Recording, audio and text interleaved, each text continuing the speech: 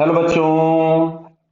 इसमें लिखा है projectile has initially the same horizontal velocity. ध्यान से सुनिएगा, same horizontal velocity at as it would acquire if it had moved from rest with uniform acceleration 3 meter per second square for 0.5 minutes। Unit भी ध्यान देना, नहीं 5 second देख करके calculation कर डाले।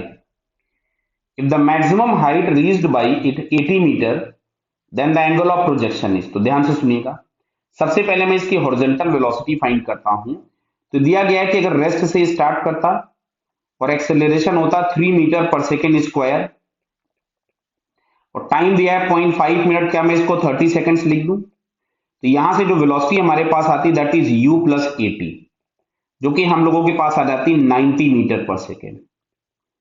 यानी जो भी इसका हॉरिजॉन्टल वेलोसिटी है वो 90 मीटर पर सेकेंड है। इनिशियल लिखा हुआ है ना कि horizontal velocity would be equal to the move from rest with uniform acceleration 3 for this one, clear। and vertical maximum height attain किया 80, क्लियर है।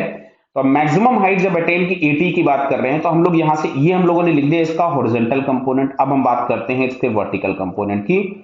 तो इनिशियल वर्टिकल वेलोसिटी मेरे को नहीं पता है, फाइनल वर्टिकल वेलोसिटी 0 हो जाएगी, एक्सेलरेशन होगा -10, फाइनल वर्टिकल वेलोसिटी 0 हो रही आफ्टर ट्रेवलिंग 80 मीटर। तो अब अगर हम यहां से लगाते हैं v square is equals to U square plus 2as, 2as, तो v तो 0 हो गया। यहां से जो वर्टिकल कंपोनेंट है उसका स्क्वायर -2 इंटू 10 इंटू 80, क्लियर।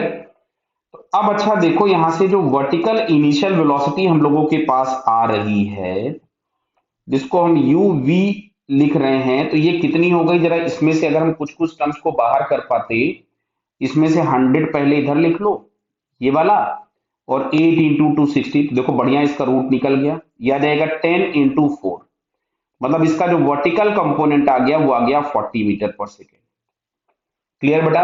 अब तुमसे पूछा गया था, एक मिनट देखिए, इसमें इसमें पूछा गया आपसे the angle of projection. Angle of projection, तो ध्यान से सुनो, हॉरिजॉन्टल कंपोनेंट आया 90 और वर्टिकल कंपोनेंट आया 40, दिख रहा है बेटा ये। तो अब अगर हम लोग यहां से देखें तो ये हम लोगों के पास एंगल ऑफ प्रोजेक्शन होगा ये थीटा। अब यहाँ पे साइन थीटा और टेन थीटा के फॉर्म में दिए, तो पहले मैं टेन थीटा निकाल लेता हूं, मैच कर जाएगा तो ठीक है, नहीं फिर साइन थीटा निकालेंगे। तो tan theta is equal to लिखेगा 40/90, दैट मीन्स 4/9। तो यहां से थीटा इज इक्वल टू आपके पास आएगा tan इनवर्स ऑफ 4/9। चेक करते हैं ये ऑप्शन कोई दिया होगा तो ठीक है, नहीं साइन की वैल्यू फाइंड करेंगे। तो tan इनवर्स ऑफ 4/9 यहाँ पे हम लोगों को ये थर्ड वाले ऑप्शन में दिया गया है, क्लियर है। So third option is the correct answer. Okay बेटा, ऑल द बेस्ट।